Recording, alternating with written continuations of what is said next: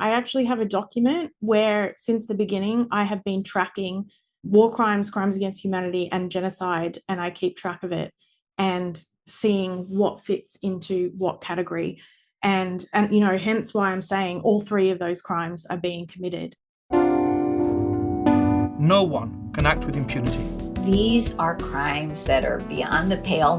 We are talking about human beings. We're not talking about numbers. We need a court. That's as simple as that. This is Asymmetrical Haircuts, your international justice podcast with Janet Anderson and Stephanie van den Berg. All rise. Hi, Steph. Hi, Janet. Well, it feels a bit sort of strange, maybe a bit banal to say welcome back after the European summer break. I mean, we've had 4 weeks now of some repeats and some extras, and I certainly don't feel very rested after all of this constant stream of awful news that keeps on happening. How are you doing? I'm doing okay. I also got back into the news. I think the only break I had was that I was just away on holiday where I couldn't constantly check the news. And so I've been spared some of the deluge, but of course it all filters through. Yeah, and we haven't seemed to be getting a lot of a break of everything that's happening these weeks. Oh, well, obviously the kind of situations we're covering don't get much of a break either. We've got a lot of threads that we could pull on, but one of the things I thought we could do is to pick up on the consensus that seemed to emerge over the last couple of months, I would say, that a lot of academics coming out to say that they would regard Israel's actions in Gaza as genocide. Yeah, it's kind of, we've seen this building over a long time. Of course, there have been people who have been saying it for a long time. Amnesty International did that kind of, at the time, bombshell report in December. But we also had a lot of academics and scholars kind of holding off and saying we need more. And it seems to be that now there is more gathering of people feeling the same and people coming out and saying, no, now we're really at this point. Yeah, what really struck me was when the Israeli human rights community and Jewish scholars particularly were coming out with it, because that always feels quite kind of brave, I suppose. But also what struck me was how much of a pushback there came immediately, that somehow people had got the definition wrong, that some of the individual facts were not completely proven, and therefore this isn't somehow technically a genocide. Yeah, you always get that kind of thing, especially on social media. But it struck me, there were some weird comments also about that it was too fast to be a genocide, or too slow, or, not enough people, those kind of things. And this always, I hate the genocide numbers game, as you know. There's always this argument, but it's so easy to go down these rabbit holes. But I think what you see in the justification for this finding in a lot of academics and scholars who say that it is also, it's not only the facts on the ground, but it's also what Israel is now openly saying it's planning and voting on what the future of Gaza should be. That is really a deciding factor in what they believe. Yeah, so I thought we'd maybe kick off the post-summer podcast with an interview with Melanie O'Brien, who's a friend of the pod. She's been on before. She's currently the president of the International Association of Genocide Scholars, and she's also associate professor of international law at the University of Western Australia. So I asked her, when was it that she decided to come out with her conclusion that this is in fact a genocide? It's really hard to put my finger on an exact point because, as we always say, genocide is a process, not an event. And the conversation in general, I would say, in genocide studies started in 2023, in the months after the 7th of October, and has evolved since then. When talking about genocide as a process, not an event, I'm also referring to what happened before the 7th of October as well as being part of this process. That's why it's difficult to say there is one particular turning point, one particular date in which we can definitively say, yes, from this moment, it's genocide. I think there are multiple elements to what has been going on the ground that have cumulatively given us clear proof that what is happening is genocide. Before the 7th of October, we had decades of, as has been reported by the UN and human rights NGOs, decades of apartheid, of discrimination, of persecution based on Palestinians being a distinct group from Israelis. And so, to me, that period are the early stages of genocide. Even though it didn't necessarily involve killing, we have to remember that genocide isn't just killing. That's only one of the crimes. I think one of the things that has made it particularly evident, though, is the implementation of the siege. So that is denying people in Gaza food, water, medicines, and healthcare, which of course amounts to one of the genocide crimes of inflicting conditions of life designed to bring about the physical destruction of that group. And I think that probably has been one of the biggest turning points in determining that what is going on in Gaza is genocide. You've already used the term proof. Do you really look at daily reports and try to understand that bigger picture? As we're recording the end of August, we've just had, for example, the report from an independent UN body on famine. Is that the kind of grist that you're going through to try to understand, to come to this conclusion? Absolutely.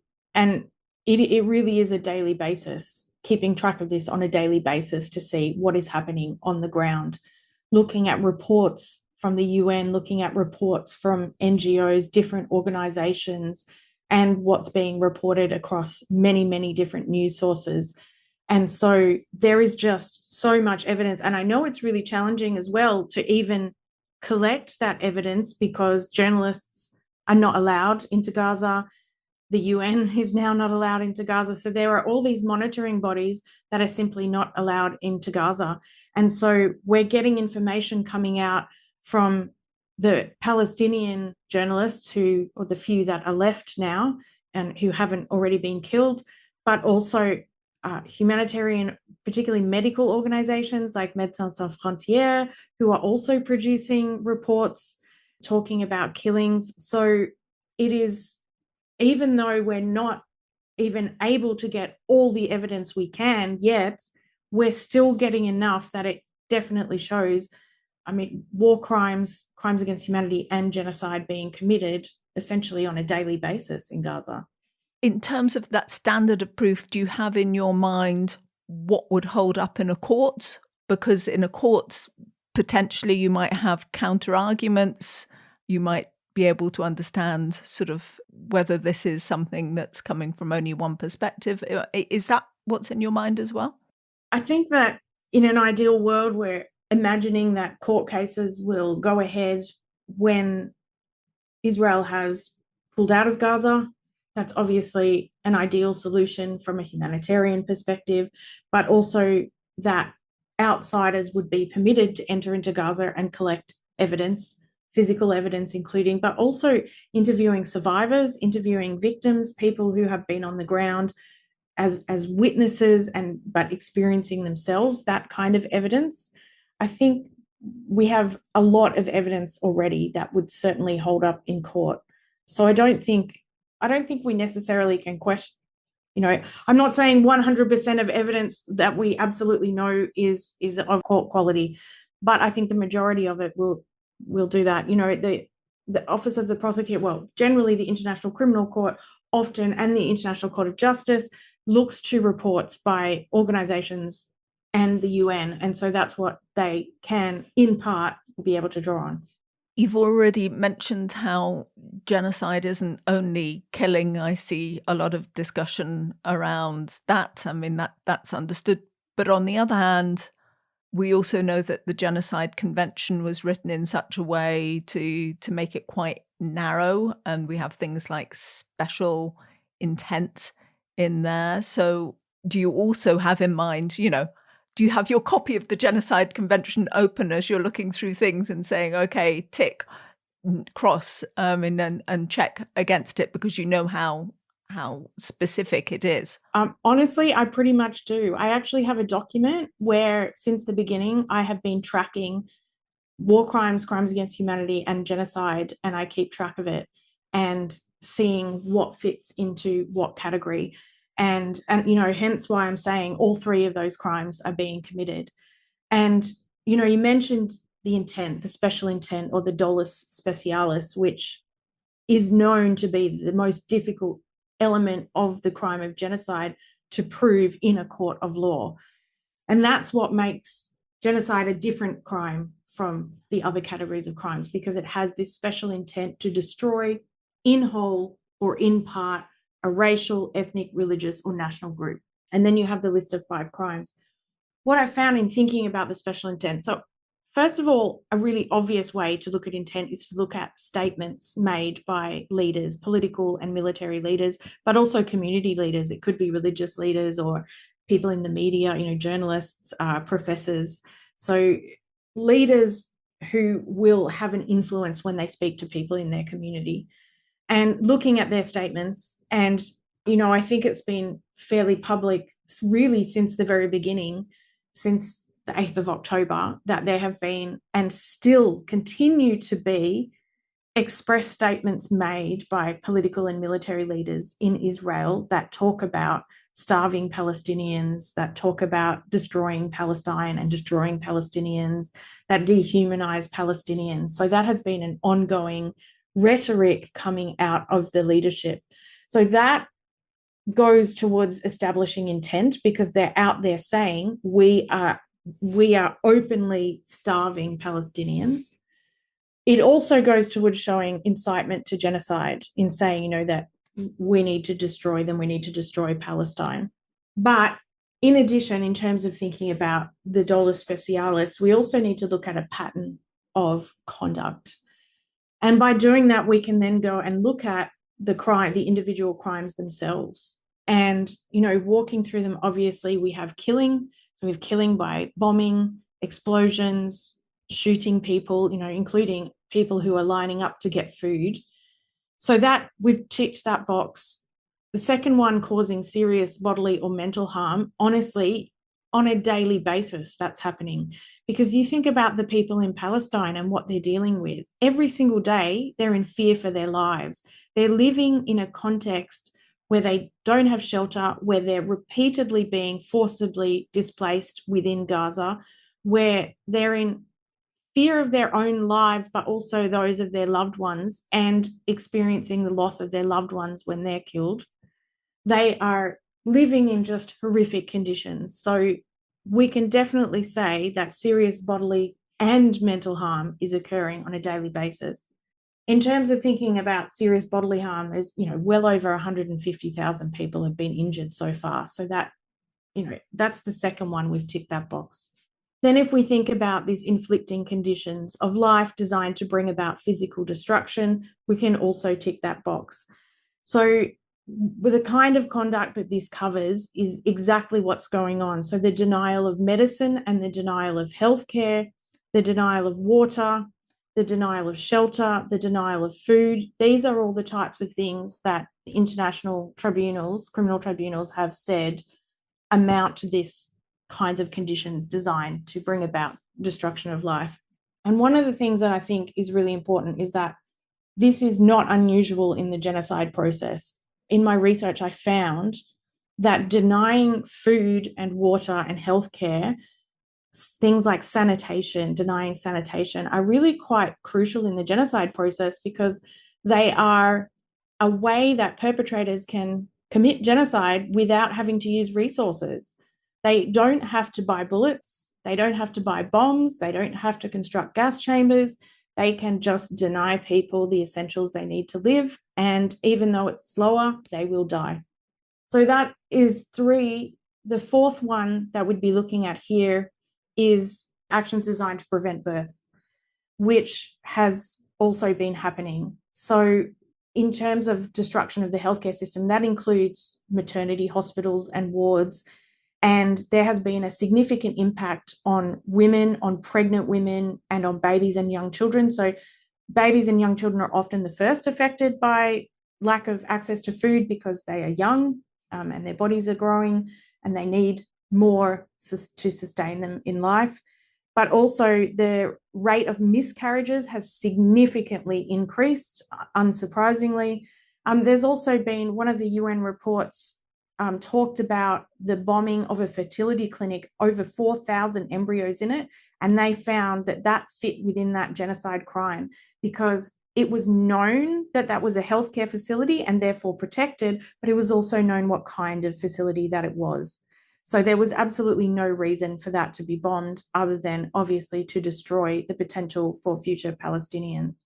I don't think we've seen so far the fifth genocide crime, which is transferring children of a group to another group. But the other four, 100% we're ticking that box. And I mean, I haven't even gone through everything. I could be talking for hours to bring up everything that's happened. But when you look at that pattern of conduct, so you go through the individual crimes, you are clearly seeing a pattern of conduct where that demonstrates an intent to destroy the Palestinians as a protected group. What struck me in some of the things you were saying there is that there are justifications given for this from people. I mean, you talked about not just looking at what political and military leaders are saying, but what a wider community is saying. And are you saying that if somebody is justifying the actions of the IDF, a scholar or a journalist, that somehow are you just looking at that as part of the pattern, or are you talking about them also bearing some kind of responsibility for this? Because at the end of the day, presumably it's just political and military leaders who would end up with some kind of responsibility, maybe even individual IDF soldiers. Can you just drill down into that a little bit first? I think that's a tough question because it depends on the specific circumstances of that individual and what kind of influence do they have.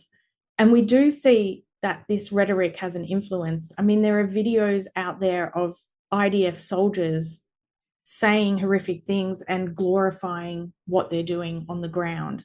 So it is having an impact. And if you think that if people within their communities are having these discussions and they're hearing certain things in the media, it does have an impact.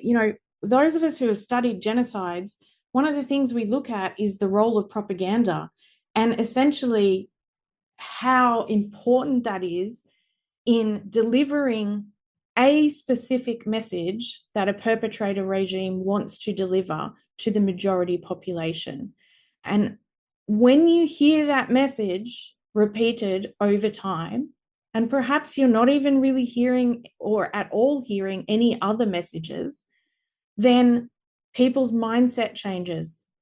So if they're hearing that this particular group is the enemy, that they're not human, they're animals, in other genocides, we've seen words like rats or cockroaches used to dehumanize. If there's dehumanizing language used, after a while, people's mindset becomes attuned to this, and therefore that majority population becomes okay with the physical extermination of that group. And that's why when we talk about it being a process, not an event, that process is so important, because you cannot just start murdering thousands or even millions of people out of the blue. That wouldn't work. Whereas when a perpetrator regime spends time working on their people through propaganda, which is delivered through all sorts of means, so not just the media, but in many other ways across the genocides that I've studied. And now, of course, we have social media, so we have this extra means by which such messages are delivered to the population and spread between each other, between the population, even more so. So when you have all that, if that's the only message people are hearing, then it becomes acceptable to them to eliminate this threat to them. It often portrayed as a threat to the nation, a threat to their security.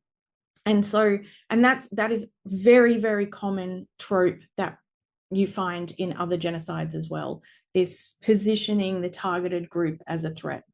Another element to do with justifications that struck me from what you were saying was the idea that people are being moved to safer spaces and that if they don't move, that they are responsible themselves, that they are responsible for getting their own humanitarian aid. And if they don't go and get it, then that's their, if they don't move, if they don't go and do things, they don't obey what the rules are that are laid out, then, so it cannot be a genocide because there is so much help and support and offering of the humanitarian side of things to try to help people.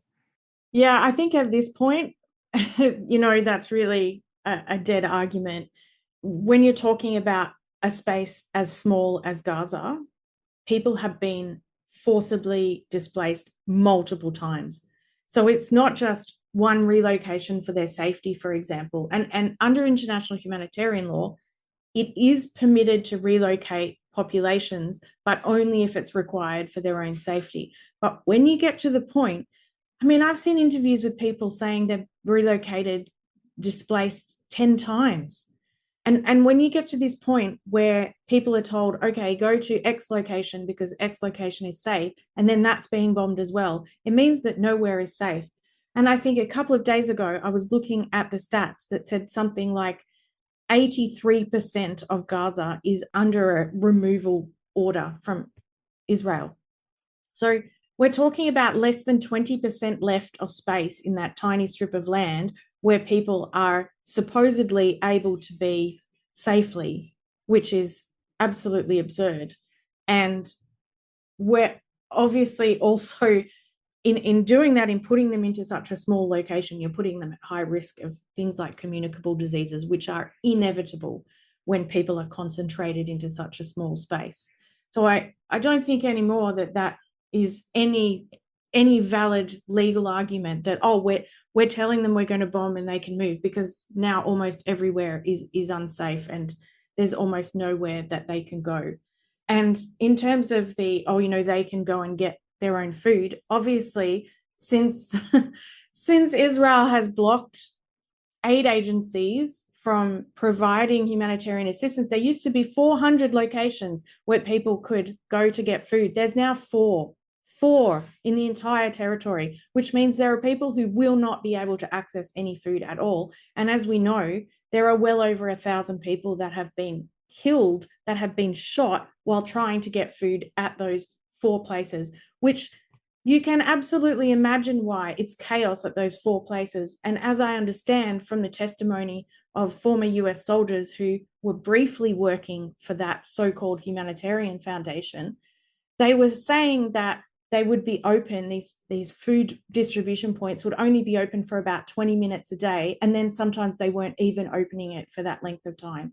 So it is no wonder that people are coming in droves to these points and are so desperate. So that is absolutely no excuse for shooting these people, obviously, generally at all. But there's just no excuse here when people are being corralled, displaced multiple times, and prevented from getting any food. And of course, they've completely destroyed all the agricultural infrastructure that existed in Gaza. So it's not like people can grow their own food anymore. So they are wholly reliant on any humanitarian aid.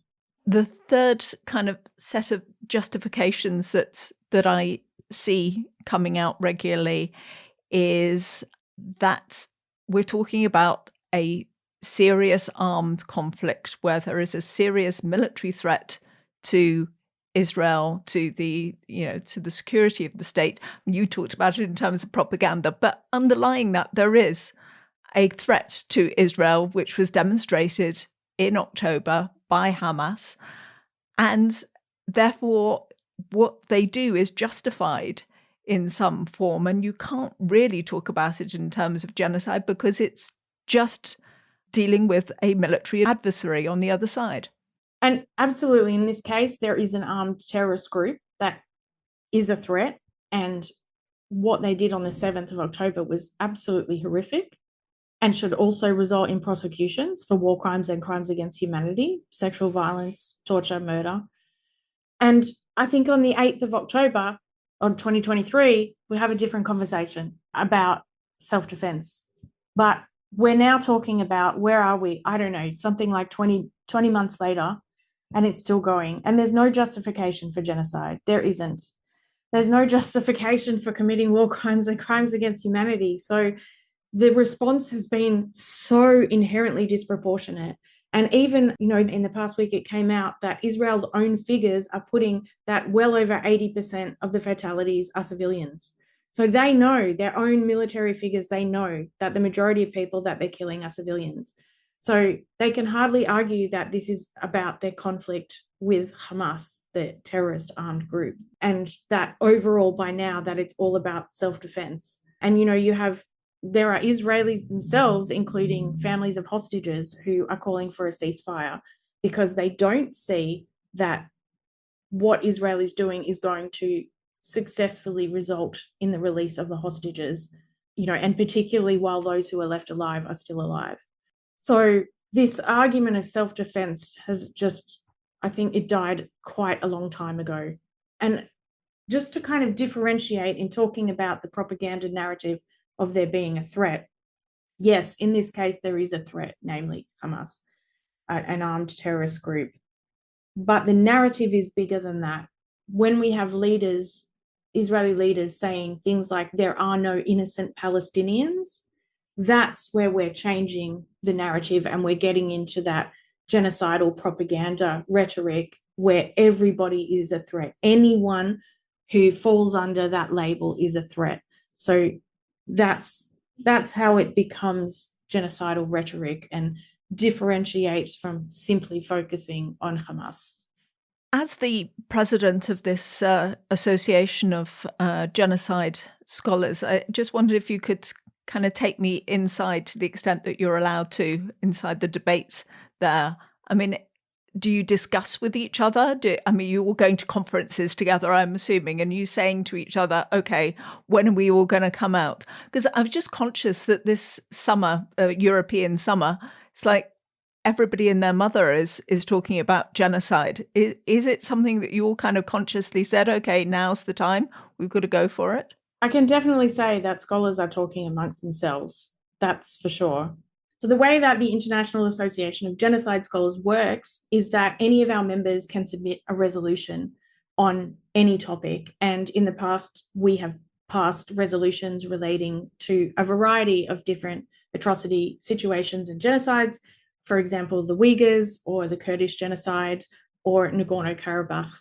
We, as an association, the association recently passed a resolution that declares what has happened in Gaza as war crimes, genocide, and crimes against humanity, and calls for accountability to be held through various international mechanisms. So from that, we can definitively say that the majority of genocide scholars, at least certainly those who are members of our association, and we have hundreds of members worldwide, have declared this to be a genocide in Gaza. Why does it take so long to make the kind of decision that individual scholars and maybe groups of scholars come to? Is it, could I just say that basically it's because genocide is a process and therefore you're looking at the process aspects of it?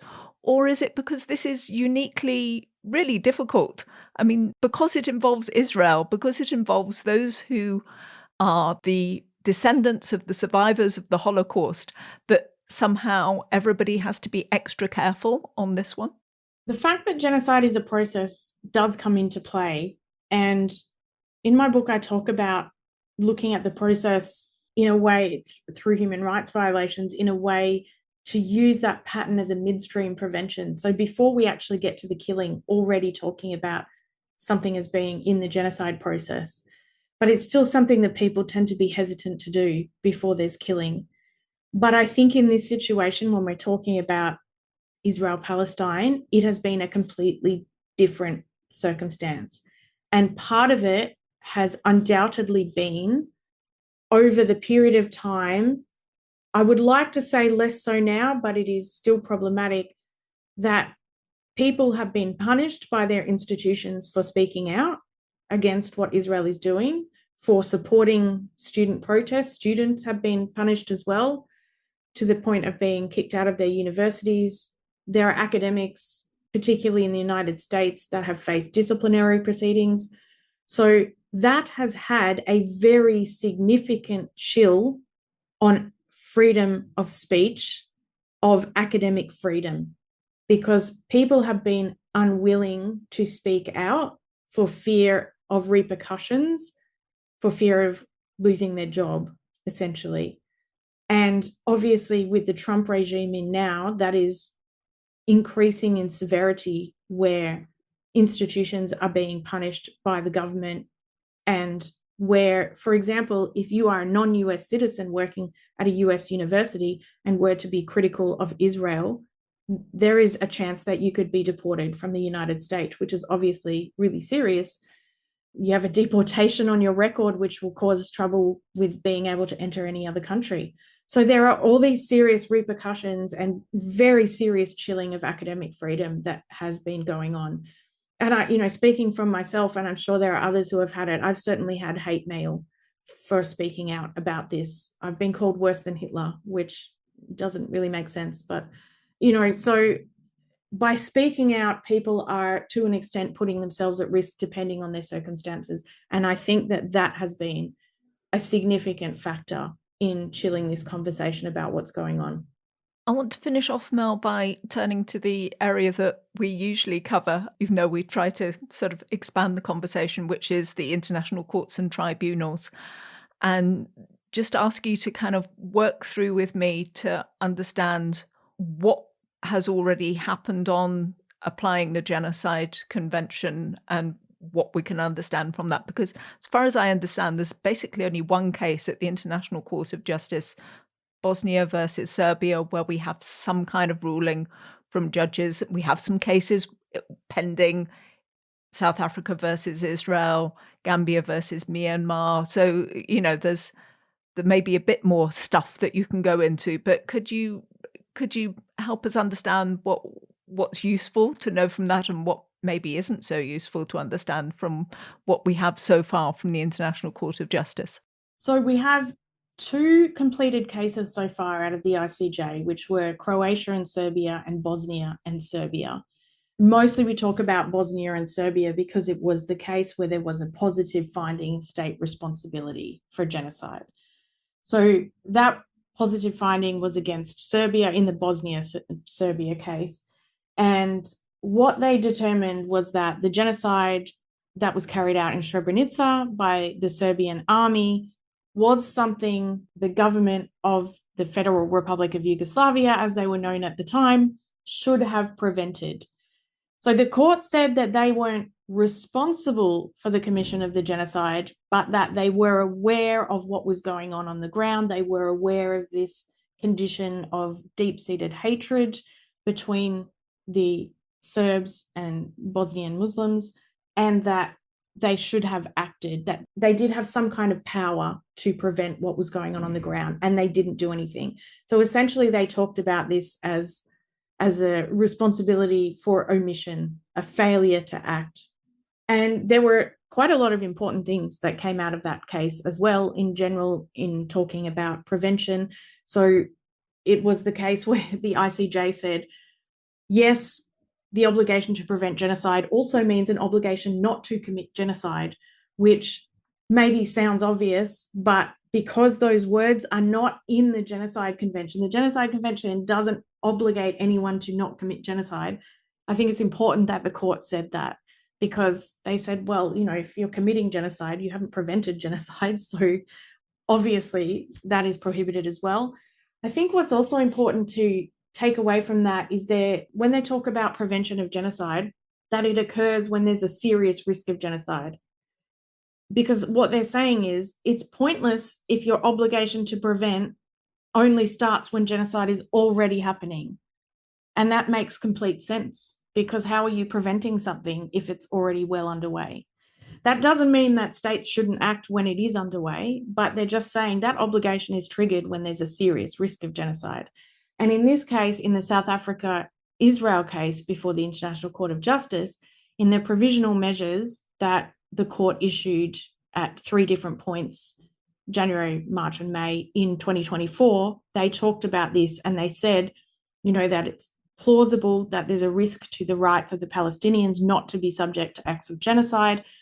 And they had a significant concern that there was a serious risk of conditions deteriorating down the path to genocide.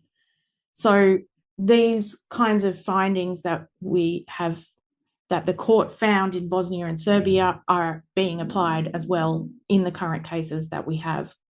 So I think what's important to talk about at the moment as well is third-party responsibility, because the ICJ did talk about that in Bosnia and Serbia a little bit, even though it sort of wasn't necessarily relevant, but they did mention it when they were talking about prevention. And they talked about complicity, and that a state would be complicit if they were aware of what was going on and still provided some kind of assistance. So in this case, in talking about what's going on in Gaza, the US is complicit because they are actively providing financial support, military support, weapons, political support. So very clearly complicit in what's going on. And we have another case that's going through the ICJ, which is the case that Nicaragua brought against Germany. And that, again, is also about third party. And I think that it's a really interesting time to talk about that case, because when the provisional measures happened, Nicaragua wanted the court to order Germany not to provide Israel with any more support. And Germany said, no, we haven't been providing any military support to Israel. And the court said, oh, okay. But it turns out they have. So literally in the past couple of weeks, Germany has come out and said, oh, we're going to stop providing military equipment to Israel. So, you can't take a state at their word. And there's a study that's just been published by a couple of scholars who looked at whether Germany is complying with this, what they've been providing to Israel. So, and said, they're actually in contravention of their obligations. Thinking about the Arms Trade Treaty and obligations not to provide conventional arms when they're going to be used for atrocity crimes. So there's a variety of obligations here on third-party states. And I think what's very clear is that at a minimum, those states were made aware that there was a serious risk of genocide from January 2024 when the court said it. Even if we may have already known it beforehand, you can say that's a minimum point when they knew that and they should have acted. And so it will be really interesting to see where the case against Germany goes if it gets to the merits case and the court looks at this. So we've got these few cases coming through: South Africa, Israel, Nicaragua, Germany, Ukraine, Russia, and the Gambia and Myanmar. The Ukraine-Russia one is a very completely different context. But I think there'll be definite differentiation from the Bosnia-Serbia case. So as I mentioned, the court said that the former Republic of Yugoslavia or Serbia didn't commit genocide but was still responsible for not preventing. Whereas when we're looking at the cases against Myanmar and Israel, we're talking about the perpetrator regime. That state is the perpetrator state. So they'll be looking at failing to prevent by being the state that actually is committing the crime. It's interesting, there was another recent case. I know it kind of got a little bit of traction, but then it was thrown out of the court, which was one that Sudan brought against the United Arab Emirates about genocide that's taking place in Sudan itself. And again, this was a third-party liability issue where they were alleging that the UAE is providing weapons and support to the RSF, the Rapid Support Forces in Sudan, who are carrying out the genocide. Unfortunately, it didn't make it through due to technical reasons, which was a shame because it would have been a very interesting case to, for the first time, see a country in whose territory genocide is being committed, bringing another country to court for supporting that genocide. It's very, very interesting. It's not the only case that has tried to find liability under the Genocide Convention and failed, but it's certainly the most recent one. So there's a lot going on in the court, and I am at the moment literally writing a book on all these cases. So in a few years when, hopefully that will be finished. But we know at the moment the most recent procedural ruling was that Israel has been given an extra 6 months to submit their response to South Africa's submissions. So that's obviously pushed that back by quite some time. So I don't think we anticipate anytime soon a finding in that case. Likely, we're looking at 2027 at least. So before we get to the merit stage. But I think that it's interesting thinking about when South Africa submitted their case, it was already in 2023. You know, they were very quick on this, but so many things have happened since then that there will just be so much evidential material for that case against Israel. It will be honestly quite overwhelming, I would anticipate. So just before we come back to the final questions that I put to Mel, I wanted to ask you again, Steph, would you have asked something different or had a kind of different emphasis? Do we need to make another different podcast again right now to accommodate what you would have asked? No, I don't think we need another podcast. I think on the one hand, it's very good to focus on kind of the G word. What is genocide? What is it exactly? Let's walk through the basics once again. On the other hand, my mantra of being against these atrocity Olympics and that everybody is clamoring to get everything called a genocide because then it gets the most attention. And, media organizations, including my own, do that a lot. And I don't like it because they're the kind of hierarchy of mass killing and atrocities that we ascribe to it as in somehow that we shouldn't care about it if it isn't technically a genocide is really... It's really unpalatable to me. I think we should care about mass killings, whether we can put the genocide label on it or not. But I know that you and Mel also feel the same. But a lot of the discussion devolves in these technicalities on genocide. I like that you set up this podcast and that Mel and you have kind of laid this out very legally and how the legal definition is. And I think that is important to get straight, but also we should care anyhow. Whether or not you think it's a genocide, whether or not you think it's potential war crimes and crimes against humanity, those are also bad and horrible for the people involved.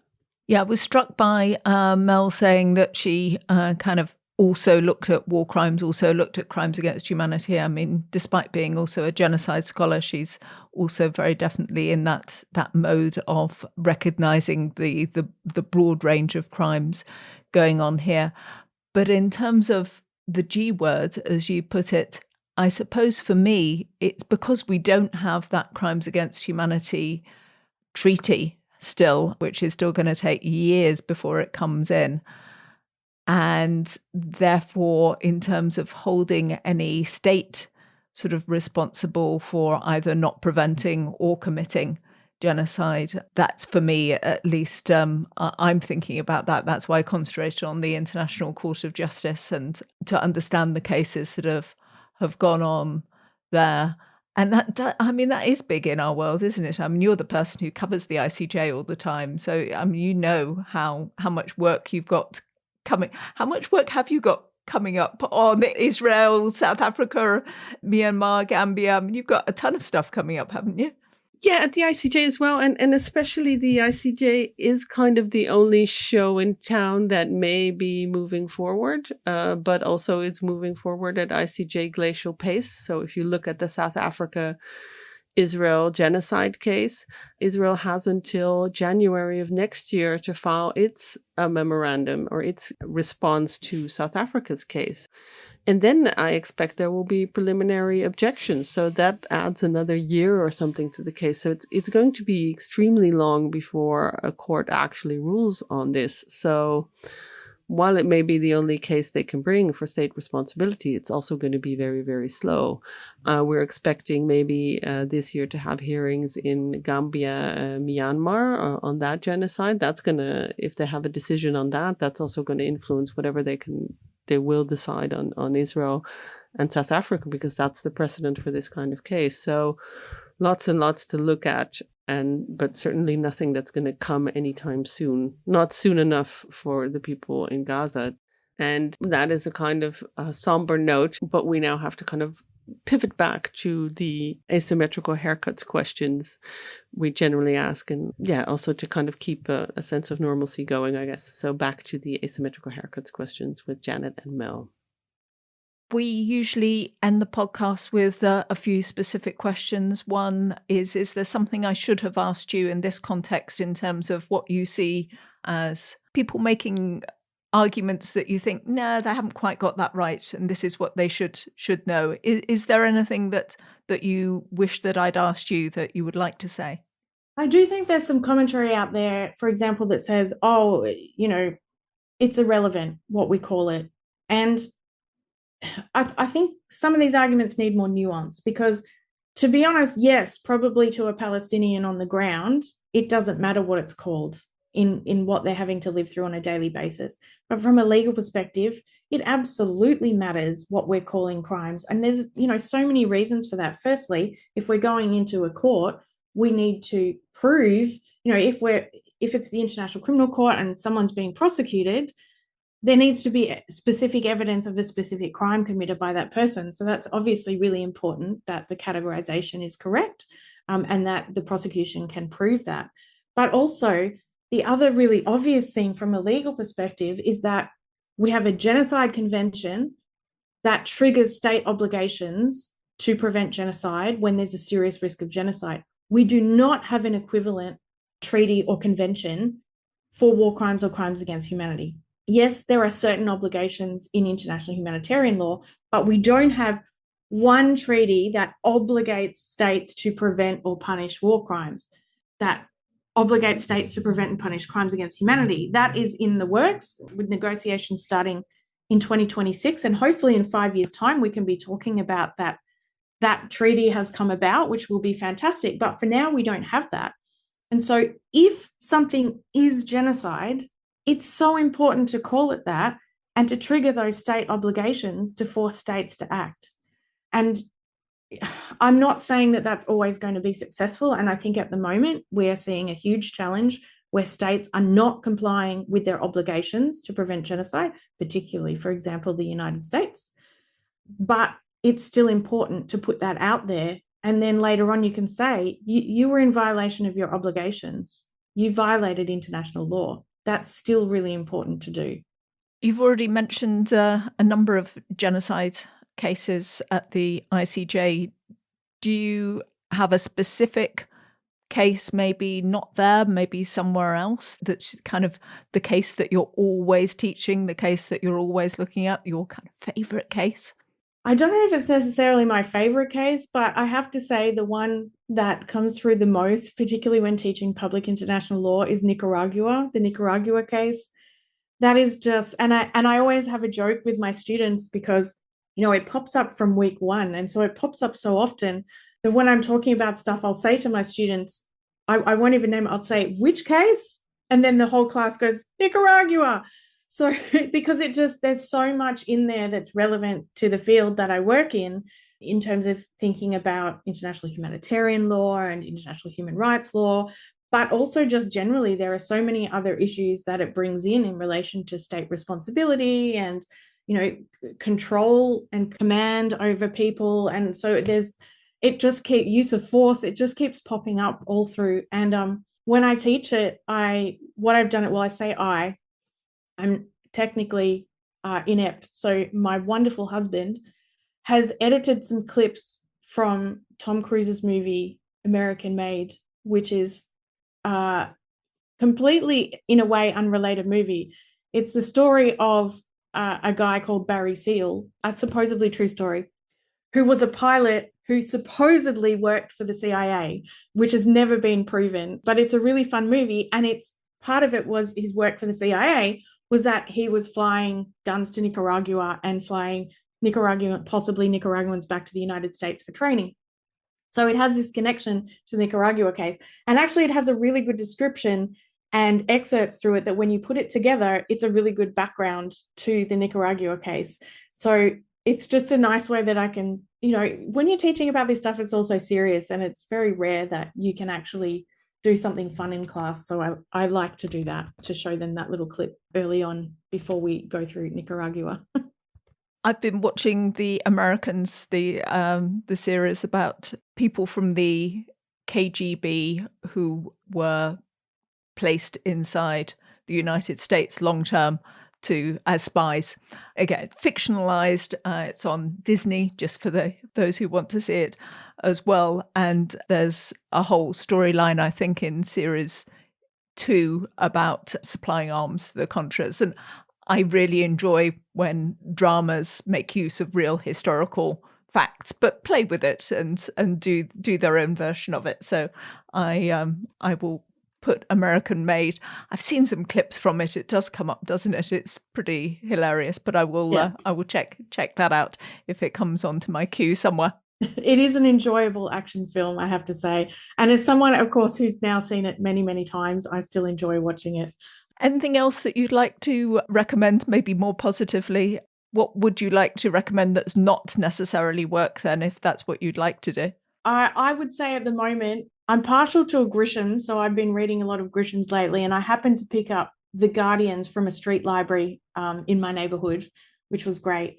But I'm also really obsessed with Richard Osman's Thursday Murder Club series, and there's a fifth book coming out in September, but also this week, a movie of the first book coming out on Netflix with Pierce Brosnan and Helen Mirren, like a really top cast. So I really enjoy reading those. Richard Osman is very funny. He's very smart and very funny. And he these are crime novels set in a group of people in a retirement village who like to solve crime. So you have this wonderful element of the characters and who are thoroughly entertaining and lovable. And yet also you get that added aspect of crime mysteries through them. So if anyone hasn't come across them yet, I highly recommend that series. And start at the beginning and work your way through, and read the book before you watch the movie, as always. Great. Thank you so much, Mel, for giving up your time to us just to try and elucidate some of the debate and dialogue that I've been noticing over the last few months. Oh, absolutely. My pleasure. Always happy to be on the pod. Just to say that if you are enjoying this podcast and you'd like to give us a bit of extra support, you can head over to our Support Us page where you can give us a tip, or you can follow us on Patreon and you can download our newsletter. And we really appreciate everybody who gives us a bit of extra support there.